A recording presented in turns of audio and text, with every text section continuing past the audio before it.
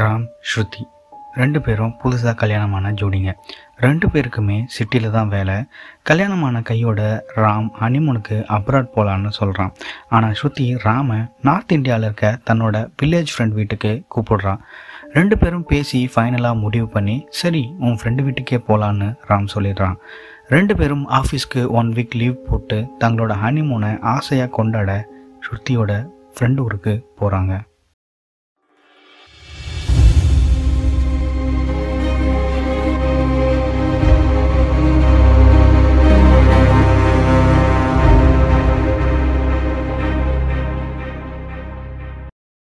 ஸ்ருதியோட village friend பேர் ஜானு.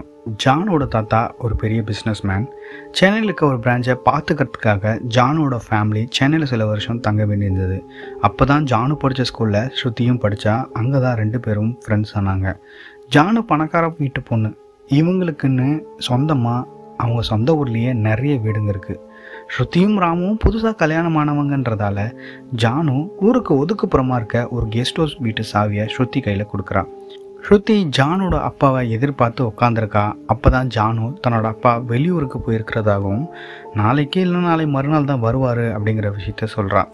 ஸ்ருதிக்கு ஜானோட அப்பாவை ரொம்பவே பிடிக்கும். ஸ்கூல் படிக்கும்போது ஸ்ருதியோட அப்பா ஒரு ஆக்சிடெண்ட்டில் இறந்து போக அந்த சமயத்தில் ஜானோட அப்பா பாசமாக ஸ்ருதியை பார்த்துக்கிட்டது தான் ஸ்ருதி அண்ட் ஜானு நட்பை ரொம்ப பலப்படுத்துச்சுன்னு சொல்லலாம். ஜானோட அப்பாவும் தன்னோட இன்னொரு மகளாக தான் ஸ்ருதியை பார்த்தாரு. அந்த பாசம் தான் ஸ்ருதியை ஜானோட வீட்டுக்கு அடிக்கடி வர வைக்கிறதுக்கு காரணமாக இருந்தது. அதால தான் ராமு வில்லேஜில் போய் நாம் என்ன பண்ணுறது, நம்ம அப்ரோட் போய் ஜாலியாக என்ஜாய் பண்ணலான்னு எவ்வளவோ சொல்லியும் எல்லாம் நான் பார்த்துக்கிறேன்னு ஸ்ருதி ஹனிமூனை இந்த ஊரில் பிளான் பண்ணான். ஆனால் இப்போ ஜானு காட்டின வீட்டுக்கு இது வரைக்கும் ஸ்ருதி வந்ததே இல்லை. அது ஒரு பெரிய மாடி வீடு. வீட்டுக்குள்ளே ஒரு 3 ரூம் இருக்குது. பெரிய ஹாலு, வீட்டுக்கு கொஞ்சம் வெளியே ஒரு கிச்சன், மாடியில் ஒரு பெரிய பால்கனின்னு வீடு பங்களா மாதிரி இருக்குது. அந்த வீட்டில் சமைக்கிறதுக்கும் ஒத்தாசைக்கும் காலையில் 7 மணிலேருந்து ஈவினிங் 6 மணி வரைக்கும் ஆளுங்க இருந்துக்கிட்டே இருப்பாங்க. வீடு ஜானு அப்பாவுக்கு சொந்தமான மூங்கில் தோட்டத்துக்கு பக்கத்தில் இருக்குது. அந்த வீட்டுக்கு பின்னாடி ஒரு பெரிய மலைக்காடு இருக்குது. மற்றபடி சுற்றி ஒரு 1 கிலோமீட்டர் தூரத்துக்கு யாரோட வீடுமே இருக்காது.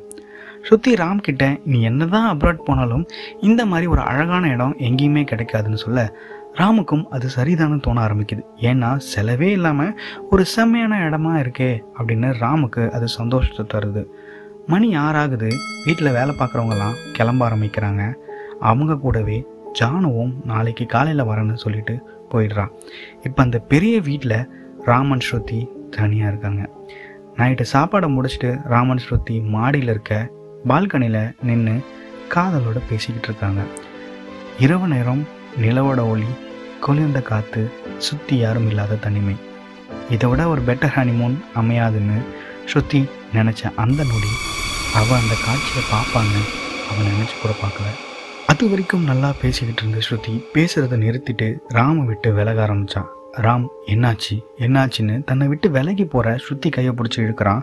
பேச்சே வராத ஸ்ருதி எதையோ பார்த்து திகைச்சு போய் நிற்கிறத ராம் கவனிக்கிறான். ஸ்ருதி ராமுக்கு பின்னாடி கையை மட்டும் காட்டுறா. ராம் தனக்கு பின்னாடி ஏதோ இருக்கு போலன்னு மெதுவாக திரும்பி பார்க்குறான். ஆனால் அங்கே எதுவுமே இல்லை. அந்த பக்கம் வெறும் காடு தான் இருக்குது. திகைச்சு போய் நின்ன ஸ்ருதியை தட்டி அங்கே என்ன இருக்குது அப்படின்னு கேட்க சுயநினைவுக்கு திரும்பின ஸ்ருதி அங்கே நான் வெள்ளையாக ஒரு உருவத்தை பார்த்தேன். இல்லை, ஒன்றும் இல்லை, நான் 2 பார்த்தேன் அப்படின்னு சொல்கிறான். இதை கேட்ட ராமுக்கு சிரிப்பு தான் வந்தது. ராம் வில்லேஜ்லேயே வளர்ந்தவன். அவன் வீக்கெண்டில் வேலையை முடிச்சுட்டு ஊருக்கு ஈவினிங் பஸ் ஏறினானா நடு ராத்திரி ஆளாரவம் இல்லாத காட்டு வழியில் இருக்க ஒத்த வழி பாதையில் தான் வீட்டுக்கு 1 கிலோமீட்டர் தூரம் நடந்து போவான். அவனுக்கு இந்த இருட்டை பார்த்து பயம் இது வரைக்கும் வந்ததே இல்லை. ஆனால் ஸ்ருதிக்கு இருட்டுன்னா ரொம்பவே பயம். ராம், என்ன நீ இதுக்கெல்லாம் பயப்படுற, அங்கே எதுவுமே அப்படி இல்லையே அப்படின்னு சொல்ல ஸ்ருதி இல்லை நான் பார்த்தேன்னு அழுவ ஆரம்பிக்கிறான். ராம், சரி நீ எங்கே பார்த்த, கரெக்டாக காட்டு வா அப்படின்னு சொல்ல ஸ்ருதி மாடி மேலே நின்று ஒரு இடத்த கை காட்டுறான். ராம் ஒரு டார்ச் லைட்டை எடுத்துக்கிட்டு அந்த காடு ஆரம்பிக்கிற பகுதிக்கு ஸ்ருதி கை காட்டின இடத்துக்கு போக ஆரம்பிக்கிறான். அப்போ அவ்வளோ நேரம் அமைதியாக இருந்த அந்த காட்டுக்குள்ளேருந்து ஓநாய்கள் கத்துற சத்தம் கேட்க ஆரம்பிக்குது. மேகங்களை மூடியிருந்த நிலா கொஞ்சம் கொஞ்சமாக தெளிவாக தெரிய ஆரம்பிக்குது. முன்னை விட காற்று அதிக குளிரோட வீச ஆரம்பிக்குது. ஸ்ருதியோட உடல் பயத்தில் சிலிர்க்க ஆரம்பிக்குது. இது ஏதோ சரியில்லைன்னு கீழே நிற்கிற ராம ஸ்ருதி வீட்டுக்குள்ளே வர சொல்லி கூப்பிடுறான். அப்போ ராம் கையில் இருந்த டார்ச் நின்று போகுது. ராம் ஸ்ருதின்னு ஒரு கத்துறான். அதே செகண்டில் நிலவை மேகங்கள் மூட ஆரம்பிக்குது. ஸ்ருதி கண்ணுக்கு ராம் தெரியாமலே போகிறான். ஸ்ருதிக்கு இதயம் வேகமாக துடிக்க ஆரம்பிச்சுது. ராம் ராம் நீ எங்கே இருக்கன்னு ஸ்ருதி மாடியிலேருந்து வேகமாக கீழே இறங்கி வந்து ராம அந்த காட்டோட ஆரம்ப பகுதியில் தன்னோட மொபைல் டார்ச் வெளிச்சத்தில் தேட ஆரம்பிக்கிறான். ஆனால் அங்கே ராம் இல்லை. அப்போ மறுபடியும் அந்த சில்லுன்னு குளிர்காற்று வீசுது. ஸ்ருதியோட காதுகளில் ஒரு மெல்லிய குரல் கேட்குது. ஸ்ருதி ஸ்ருதி. ஸ்ருதியால் அந்த இடத்துல நிற்கவே முடியல. கண்ணுலேருந்து தண்ணி ஆறா ஓட ஆரம்பிக்குது. அவ்வளோ குளிர் காற்றுலையும் உடல் முழுக்க நனைஞ்சு போகிற அளவுக்கு வியர்வை. வாய் உதறல்ல. ராம் ராம்னு முணுமுணுத்துட்டே காலை மெல்லமாக எடுத்து ஒரு அடி பின்னாடி வைக்கிறாள். அப்போ அவளுக்கு பின்னாடி யாரோ நிற்கிற மாதிரி அவளுக்கு தோணுது. ஸ்ருதி இது கனவாக இருக்கக்கூடாதா? கடவுளே, இப்போ நான் முழிச்சு பார்க்கும்போது பெட்டில் ராம் என் பக்கத்தில் படுத்துருக்கக்கூடாதான்னு கண்ணை மூடி மூடி திறந்து பார்க்குறா. ஆனால் அவளோட துரதிர்ஷ்டம் நடக்கிறது எல்லாமே உண்மை, நிஜம். இதயம் நின்று போகிற மாதிரி அடுத்த நொடியே அவள் தோளில் யாரோ ஒருத்தர் தொடுற மாதிரி அவளுக்கு தோணுது. இன்றைக்கி நம்ம கதை முடிஞ்சதுன்னு ஸ்ருதி அம்மா அப்படின்னு ஒரு கத்த ராம் ஹே கத்தாத நான் தான் ஸ்ருதியை இழுத்து கட்டி பிடிக்கிறான். ஸ்ருதிக்கு அப்போ தான் போன உயிரே வருது. தேம்பி அழுதபடியே ராம தடவி நீதானா, நீ எங்கே போன அப்படின்னு கேட்க, ராம் நான் இங்கே நின்று உன்னை தான் பார்த்துக்கிட்டு இருந்தேன், நீ என்னடி இவ்வளோ பெரிய பயந்தாங்கொலியாக இருக்கேன்னு அழுத ஸ்ருதியை சமாதானப்படுத்த வீட்டுக்குள்ளே தூக்கிட்டு போகிறான். ரொம்ப நேரமாக அழுத ஸ்ருதியை ராம் சமாதானப்படுத்தி தூங்க வச்சுட்டு ரெஸ்ட் ரூம் போயிட்டு வந்து பார்க்குறான். பெட்டில் ஸ்ருதி இல்லை. அப்போ திறந்திருக்க ஜன்னல் வழியாக வெளியே பார்க்குறான். அங்கே ஸ்ருதி பின்னாடி இருக்க காட்டு பகுதிக்கு நடந்து போயிட்டுருக்கா. ராம் ஏய் இந்த நேரத்தில் இருட்டில் என்னடி பண்ணிகிட்டு இருக்க பயந்தாங்கொலி, நீ தான் இருட்டை பார்த்தா பயப்படவில்ல, அங்கே எதுக்கு அப்புறம் அங்கே போகிற, இங்கே வா அப்படின்னு ஜன்னல்லேருந்து ஸ்ருத்தின்னு கூப்பிடுறான். ஸ்ருதி அதை காதில் வாங்காமல் நேராக நடந்து போய்கிட்டே இருக்கா. ராம் பின்னாடி இருக்க கதவை திறந்துட்டு ஸ்ருதி பின்னாடி போக ஆரம்பிக்கிறான். அப்போது ஒரு 20 அடி ஸ்ருதி போன பாதியில் நடந்து போனதுக்கப்புறம் தான் அவனுக்கு தோணுது, பின்னாடி கதவு நாம் வரும்போது பூட்டியில் இருந்தது, நாம் தான் அதை திறந்துட்டு வெளியே வந்தோம், அப்புறம் எப்படி ஸ்ருதி நமக்கு முன்னாடி வெளியே வந்திருப்பா, ஒருவேளை அவள் வெளியே வந்திருந்தா யாரு கதவு சாத்திருப்பாங்கன்னு யோசிச்சுட்டு ராம் இங்கே ஏதோ சரியில்லை, நம்ம முதல்ல வீட்டுக்கு போய் ஸ்ருதி அங்கே இருக்காளா பார்ப்போம்னு திரும்புகிறான். அப்போ ராம் இங்கே வா ராம், நான் நமக்கு ஒரு இடம் இங்கே பார்த்து வச்சுருக்கேன், நான் இங்கே தான் இருக்கேன் ராம் வா அப்படின்னு ஸ்ருதியோட குரல் ராமுக்கு கேட்குது. எல்லாத்தையும் மறந்த ராம் என்னடி குரல்லாம் ஒரு மாதிரியாக இருக்குது அப்படின்னு அந்த குரல் வர திசையை பார்த்து போக ஆரம்பிக்கிறான். ஆனால் ஸ்ருதி உண்மையாலுமே வீட்டில் தான் இருக்கா. ராம் பார்த்த உருவமோ இல்லைன்னு அவன் கேட்ட குரலோ ஸ்ருதியோடது கிடையாது. அதே சமயம் வீட்டில் ஸ்ருதி கிச்சனில் தண்ணி குடிச்சிட்டு பெட்ரூம் வந்து பார்க்குறா. ரொம்ப நேரம் ஆச்சு. ராம் பாத்ரூம் போய் இன்னும் ஆளை காணுமேனு போய் பாத்ரூம் கதவை தட்டுறான். ஆனால் அங்கே பாத்ரூம் கதவு திறந்து தான் இருக்குது. அப்போ பின்னாடி காற்றுல கதவு டப்பு நடிக்கிறத சத்தம் கேட்குது. ஸ்ருதி என்ன சத்தம்னு பின்னாடி போய் பார்க்குறா. அங்கே பின்வாசல் கதவு திறந்துருக்கு. வீட்டுக்குள்ளே ஃபுல்லாக தேடி பார்க்குறா. அங்கே ராம் இருக்கிற மாதிரியே தெரியல. பால்கனியில் மாடியில் போய் நின்று அங்கே இருக்க ரூம்லலாம் பார்க்குறா. அங்கேயுமே ராம் இல்லை. அப்போ எதர்ச்சியாக காட்டு பக்கம் திரும்பி பார்க்குறா. அங்கே ஒரு உருவம் நின்று ஸ்ருதியவே பார்த்துக்கிட்டு இருக்கு. ஸ்ருதிக்கு அந்த உருவம் சரியாக தெரியலை. அது ராம் தான் நினச்சி ராம்னு கத்த, ஸ்ருதி இங்கே வா, இங்கே ஒரு சூப்பர் இடம் இருக்குன்னு ராம் குரல் கேட்குது. டேய் இந்த நேரத்தில் அங்கெல்லாம் வேணாடா, நீ இங்கே வான்னு ஸ்ருதி சொல்ல அந்த உருவம் மெல்ல காட்டுக்குள்ளே நடந்து போகுது. ஸ்ருதி இவன் ஏன் இப்படி பண்ணுறான்னு அந்த உருவம் பின்னாடி டேய் ராம் இங்கே வாடான்னு கூப்பிட்டுக்கிட்டே அந்த காட்டுக்குள்ளே அவளும் போக ஆரம்பிக்கிறான். கொஞ்சம் தூரம் போனதும் ஸ்ருதிக்கு நம்ம எந்த தைரியத்தில் இங்கே வந்தோம், வேணாம்பா இவன் நம்மளை பயமுறுத்துறதுக்காக ஏதாவது பண்ணுவான், நம்ம வீட்டுக்கே போவோன்னு ஸ்ருதி திரும்ப வீட்டுக்கே நடக்க ஆரம்பிக்கிறான். அப்போ மறுபடியும் ஸ்ருதி எங்கே போகிற, இங்கே வா அப்படின்னு ராமோட மெல்லிய குரலில் ஒரு சத்தம் கேட்குது. வீட்டுக்கு போகிறேன், ஒழுங்காக வீட்டுக்கு வந்து சேருன்னு ஸ்ருதி நடக்க அவள் பின்னாடி நடக்கிற சத்தம் கேட்குது. கொஞ்சம் தூரம் நடந்த ஸ்ருதி ஏண்டாடே முன்னாடி என்னடானா என்னை தூக்கிட்டு போனேன், இப்போ பின்னாடியே நடந்து வர பற்றியான்னு திரும்பி பார்க்குறா. அவள் பின்னாடி யாருமே நடந்து வரல. அப்போ நமக்கு பின்னாடி நடக்கிற சத்தம் கேட்டுச்சேன்னு ஸ்ருதியோட இதயம் துடிக்க ஆரம்பிக்குது வேகமாக. ராம் விளையாடாத, வேணா, ஒழுங்கா வா இல்லைன்னா நீ போ, நான் வீட்டுக்கு போகிறேன்னு ஸ்ருதி வேகமாக நடக்க ஆரம்பிக்கிறான். அப்போ மறுபடியும் காட்டுக்குள்ளே ஓநாய்கள் கத்துற சத்தம் ஸ்ருதிக்கு கேட்குது. ஸ்ருதி நாம் வசமாக மாட்டிக்கிட்டோம் போலன்னு வேகமாக அங்கேருந்து நடக்க ஆரம்பிக்கிறான். அப்போ மறுபடியும் ஸ்ருதி என்னை திரும்பி பாரு அப்படின்னு ராமோட குரல் கேட்குது. இது ராம் இல்லை அப்படிங்கிறது மட்டும் ஸ்ருதிக்கு தெளிவாக புரிஞ்சு வேகமாக நடக்க ஆரம்பிக்கிறான். என்னை பாருன்னு அந்த குரலோட அழுத்தம் அதிகமாகிறத ஸ்ருதி நோட் பண்ணுறான். இது சரிப்பட்டு வராது, என்னால் முடியாது அப்படின்னு வேகமாக நடக்க ஆரம்பிக்கிறான், ஓட ஆரம்பிக்கிறான். ஏய் என்னை பாருன்னு சொல்கிறலடி அப்படின்னு அந்த சத்தம் கத்த ஸ்ருதி ஓடி போய் ஒரு கிளையில இடித்து கீழே விழுறான். விழுந்ததுக்கப்புறம் சுற்றி பார்த்த அந்த காட்சி அவள் கண்ணாலேயே நம்ப முடியல. ஒரு வெள்ளை உருவம் ஸ்ருதி அப்படியே காலை பிடிச்சி தூக்கி காட்டுக்குள்ளே வீசிடுது. ஸ்ருதிக்கு ஒரு நிமிஷம் சுயநினைவே இல்லை. தன்னை யார் இப்படி தூக்கி வீசினது, தான் எங்கே இருக்கோம்னு ஸ்ருதிக்கு தெரியவே இல்லை. காட்டோட கும் இருட்டில் ஸ்ருதி அழுதுகிட்டே, கடவுளே என்னை ஏன் இப்படி சோதிக்கிறேன், என்னை காப்பாற்று காப்பாற்றுன்னு கத்த ஆரம்பிக்கிறான். அப்போ கொஞ்சம் தூரத்தில் ஒரு டார்ச் நின்று எரியதை பார்த்து ஸ்ருதி அதுக்கிட்ட ஓடுறான். பள்ளத்துலலாம் விழுந்து இருந்துருச்சு ஓடுறான். அப்போ அந்த டார்ச் கிட்ட போய் அதை கையில் எடுத்ததும் சுற்றி முற்றி வழி இருக்கான்னு தேடி அந்த இடத்துல நின்று பார்க்குறா. ஆனால் அதுக்குள்ளே அந்த டார்ச் நின்று போகுது. என்ன இது வேறு எரியல, ராம் எங்கடா இருக்க, என்னை காப்பாற்றுடா ராம்னு கதிரி தலையில் அடிச்சுக்கிட்டே அழுகுறா. அப்போ நின்னும் போன டார்ச் எரியுது. ஸ்ருதி தலைக்கு மேலே அந்த வெளிச்சம் போகுது. ஸ்ருதி தலையை உயர்த்தி பார்க்கும்போது அந்த நிமிஷம் ஸ்ருதியோட கொலையே நடுங்கி போச்சு. இதயம் துடிக்கிறது கிட்டத்தட்ட நின்னே போச்சு. ஏன்னா அவன் அங்கே பார்த்தது ஒரு கருப்பு உருவமும் ஒரு வெள்ளை உருவமும் தன்னோட ஆசை கணவன் ராமோட உடலை மரத்து மேலே தொங்க வச்சுட்டு தண்ணியே உத்து பார்த்துட்டு இருக்கிறத ஸ்ருதி பார்க்குறான். ஸ்ருதி அந்த உருவத்தை பார்த்ததும் அந்த உருவம் ரெண்டும் ராமை விட்டு விலகி போக மேலே இருந்த ராமோட உடல் ஸ்ருதி மேலேயே விழுகுது. ஸ்ருதி ராமை பார்க்குறா. ராம் உடல் ஜில்லுன்னு இருக்கு. கண்ணை திறந்த மேனிக்கே ராமோட உயிர் பிரிஞ்சிருக்கு. ராமோட உடலில் உயிர் இல்லை. ஸ்ருதி ஐயோ ஐயோ அப்படின்னு தலையில் அடிச்சுக்கிட்டே, நீ வெளிநாடு போகலான்னு சொன்னியே, நான் தானே உன்னை இப்போ கூட்டிகிட்டு வந்து கொண்டுட்டேன்னு கத்தி அழுவுறா. அடுத்த நொடியே மறுபடியும் அந்த காட்டுக்குள்ளே ஓநாய்கள் கத்துற சத்தம் கேட்க ஆரம்பிக்குது.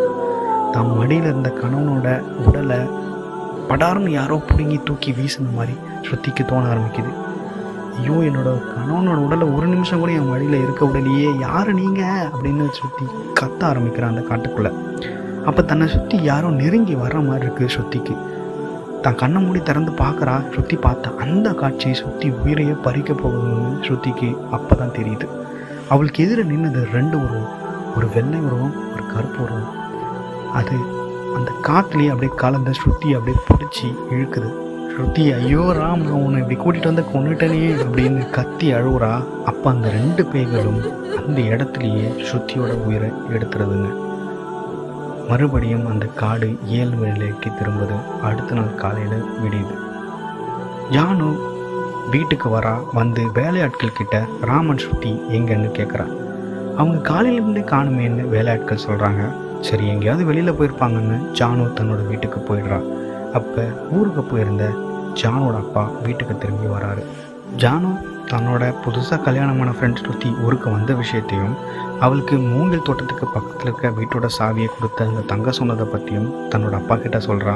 உடனே ஜானோட அப்பா என்னம்மா சொல்கிற, இப்போ அவங்க எங்கே அப்படின்னு கேட்க, ஜானு தெரிலப்பா, வெளியே போயிருப்பாங்க, நானும் காலையிலேருந்து அவள் நம்பருக்கு தான் கால் பண்ணுறேன், நாட் ரீச்சபிள்னு வருதுப்பா, எப்படியும் ஈவினிங்குள்ளே வந்துடுவாங்கப்பா, அவள் வேறு உங்களை பார்க்கணும்னு சொன்னா அப்படின்னு சொல்ல, ஐயோ என்னம்மா நீ இப்படி பண்ணிட்டேம்மா அப்படின்னு ஊரில் இருக்க எல்லார்கிட்டையும் சொல்லி ராம் ஸ்ருதியை தேட சொல்கிறாங்க. ஆனால் அவங்க ஊருக்குள்ளே எங்கேயுமே இல்லை. கடைசியாக மூங்கில் தோட்ட வீட்டுக்கு வர ஜானுவோட அப்பா ஊரில் இருக்க தன்னோட வேலையாட்கள் கிட்ட தனியாக ஒரு விஷயத்த சொல்லி ஒரு 7 பேரை காட்டுக்குள்ளே அனுப்பி தேட சொல்கிறாரு. ஜானு என்னப்பா நடக்குதுங்க, அவங்க எங்கேயாவது வெளியில் ஊரை விட்டு போயிருப்பாங்கப்பா, ஈவினிங்லாம் வந்துடுவாங்கன்னு சொல்கிறா. உன்னை யாருமா அவங்களுக்கு இந்த வீட்டு சாவியை கொடுக்க சொன்னது, உனக்கு விஷயமே தெரியாதுமா, ஊரில் நமக்கு 4 வீடு இருக்குது, இந்த வீட்டு சாவி ஏன் கொடுத்த அப்படின்னு கேட்குறாரு. அதுக்கு ஜானு, ஏன்ப்பா புதுசாக கல்யாணமானவங்க கொஞ்சம் ஜாலியாக இருப்பாங்க அப்படின்னு தான் ஊருக்கு ஒதுக்குப்புறமா இருக்க இந்த வீட்டு சாவியை கொடுத்தேன்னு சொல்கிறா. அதே சமயம் ஜானோட அப்பாவுக்கு ஒரு ஃபோன் வருது. அந்த ஃபோன் பேசின உடனே ஜானோட அப்பா தலையிலேயே அடிச்சுக்கிறாரு. ஜானு என்னப்பா ஆச்சுன்னு கேட்குறா. உடனே உன் ஃப்ரெண்டும் அவன் புருஷனும் காட்டுக்குள்ளே இறந்து கிடக்குறாங்கம்மான்னு சொன்னதும் ஜானுவும் கத்தி அழுவ ஆரம்பிக்கிறான். அப்போ ஜானோட அப்பா, உன்னை யாருமா அந்த வீட்டு சாவி அதுவும் அவங்களுக்கு போய் கொடுக்க சொன்னது, பெரிய தப்பு பண்ணிட்டியாம்மான்னு கண் கலங்கி சொல்கிறாரு. ஜானு, அப்பா இதுக்கும் அவங்க இறந்ததுக்கும் என்னப்பா சம்மந்தம், ஏன்பா இப்படி என்ன சொல்கிறீங்க அப்படின்னு கேட்க, அப்போ தான் ஜானோட அப்பா இந்த வீட்டு காட்டுக்கு பின்னாடி இருக்க அமானுஷமான பேய்களை பற்றி சொல்கிறாரு. இந்த வீட்டுக்கு பின்னாடி இருக்க காட்டுக்குள்ளே காபு குபிங்கிற பேய்கள் இருக்கிறதாகவும் அதுங்க வேட்டையாடுறதே புதுசாக கல்யாணமான ஜோடிகளை தானே சொல்கிறாரு. பொதுவாக இந்தமான ஜோடிகள் காட்டுக்கு பக்கம் போனாங்கன்னா அவங்கள காட்டுக்குள்ளே இழுத்து அவங்கள கொன்னுடும். அதுவும் அவங்க இறந்து போகும்போது கண்ணை திறந்துக்கிட்டு மாரடைப்பு வந்து இறந்து போன மாதிரி அது காமிக்கும் அப்படின்னு சொல்கிறாரு. இதனால தான் இந்த வீட்டில் உங்கள் தாத்தாவையும் பாட்டியும் நான் வச்சுருந்தேன். அவங்க இல்லாதப்போ நான் மட்டும் இந்த வீட்டில் வந்து அப்பப்போ தங்கிட்டு போவேன். இது வரைக்கும் இந்த வீட்டுக்குள்ளே நான் உன்னை விட்டதே இல்லையே அப்படின்னு சொல்லி அழுகுறாரு. அதே சமயம் இறந்து போன ஸ்ருதி அண்ட் ராமோட உடல் காட்டுக்குள்ளேருந்து வெளியே கொண்டு வரப்படுது. ஜானோட அப்பா சொன்ன மாதிரியே 2 பேரோட கண்ணுமே திறந்த மேனிக்கு இருக்குது. டாக்டர்கிட்ட கொண்டு போய் அட்டாப்சி பண்ணி பார்த்ததில் 2 பேருமே மாரடைப்பு தான் வந்து இறந்து போயிருக்காங்க அப்படிங்கிற விஷயம் சொன்னதுமே நம்ம ஜானுவுக்கு ஹார்ட்டே நின்று போகுது. ஐயோ, நாமளே நம்ம ஃப்ரெண்டை கொண்டுட்டோமே அப்படின்ற குற்ற உணர்ச்சி ஜானு சூழ ஆரம்பிக்குது. மேபி அவங்க 2 பேர் சாப்பிட்ட சாப்பாட்டில் ஏதாவது விஷம் இருந்திருக்கலாம் அப்படின்னு அவங்க செக் பண்ணி பார்க்குறாங்க. அதுக்கும் அங்கே வாய்ப்பு இல்லை. எல்லாருக்குமே அவங்க இறந்து போனது மர்மமாகவே இருக்குது. ஆனால் ஜானுவுக்கும் ஜானோட அப்பாவுக்கும் அந்த ஊரில் இருந்த எல்லாருக்குமே தெரியும் அதை செஞ்சது அந்த பேய்கள் தான். அதோட பேர் காபு அண்ட் குபி. ஊரு விட்டு ஊர் வந்து ஜாலியாக ஹனிமூன் கொண்டாடலான்னு வந்த தன்னோட ஆசை தோழி இப்படி இறந்துட்டாலே அப்படின்னு அவங்களோட உடலை ஜானுவும் ஜானோட அப்பாவும் பத்திரமா அவங்க சொந்த ஊரில் கொண்டு போய் சேர்க்குறாங்க. தன்னோட ஆசை தோழியை நாமளே இப்படி கொண்டுட்டோமேனு ஜானு மன வருத்தத்தில் அந்த ஊரில் இருக்க மாட்டேன்னு வெளியே வந்துடுறான். ஜானோட அப்பாவுக்கும் இது மன நிழலாகவே இருந்திருக்கு. நாம் பார்த்து வளர்ந்த பொண்ணு நம்ம வீட்டிலே வந்து இப்படி இறந்துட்டாலே அப்படிங்கிற மன வருத்தத்தில் அவரும் அந்த ஊர் பக்கம் பெருசாக போகிறதில்ல. அந்த ஊர் தான் அஸ்ஸாம் மாநிலத்தில் இருக்க ஒரு ஊர். இங்கே இருக்க காட்டு பகுதிகளில் கபா குபி அப்படிங்கிற ஜோடி பேய்கள் சுற்றுறதாகவும் அதுங்க ஆசையாக கல்யாணம் பண்ணி வாழ முடியாமல் இறந்து போன பேய்கள்னும் ஊரில் யாருக்காவது புதுசாக கல்யாணம் ஆகி இருந்தால் அவங்கள இந்த காட்டுக்குள்ளே மயக்கி கொண்டு வந்து 2 பேரையுமே மாரடைப்பு வர வச்சு கொல்லக்கூடியது தான் இந்த கபா குபி அப்படிங்கிற பேய் அப்படின்னு சொல்கிறாங்க. இந்த பேய்கள்கிட்ட வந்து தங்களை தற்காத்துக்க அஸ்ஸாம் மாநிலத்தில் இருக்க மக்கள் என்ன பண்ணுறாங்க அப்படின்னா, ஒன்று புதுசாக கல்யாணமான ஜோடிகளை அந்த ஊர்லேருந்து வெளியூருக்கு கொண்டு போய் வச்சுடுவாங்களாம். இல்லைன்னா அந்த புதுசாக கல்யாணமான ஜோடிகள் வீட்டு வாசல்லையே சில பேர் காவல்களுக்கு படுத்திருப்பாங்களாம். அதுவும் கிட்டத்தட்ட 3 மாதம், அதாவது அந்த பெண் கர்ப்பமாகிற வரை அந்த வீட்டில் அவங்க காவலுக்கு இருப்பாங்களாம். இந்த கோபா குபியோட குறிப்புகளை வச்சு நான் உருவாக்கின கதை தான் இந்த ராம் ஸ்ருதி ஜானுவோட கதை. இது ஒரு உண்மை கதை அல்ல, ஆனால் எனக்கு தெரியல இது நானாக உருவாக்குனது. இந்த கதை உங்களுக்கு பிடிச்சிருந்துச்சுன்னா கமெண்ட்ஸில் சொல்லுங்கள், பிடிக்கலனாலும் சொல்லுங்கள். இன்னும் இது மாதிரி திகிலான பேய்களுக்கு ஒரு கதையோட உங்களை நான் வந்து சந்திக்கிறேன். அதுவரை நன்றி, வணக்கம்.